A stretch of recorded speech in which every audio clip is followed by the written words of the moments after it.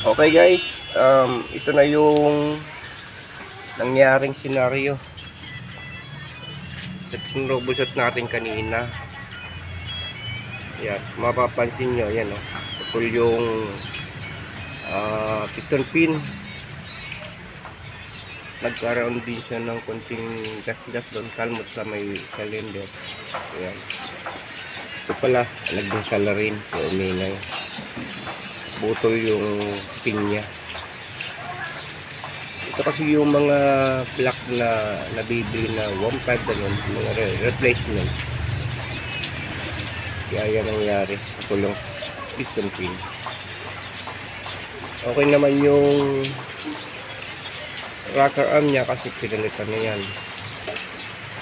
Nung kinabit, yun pa rin. At yung bearing ng camshaft. Yan.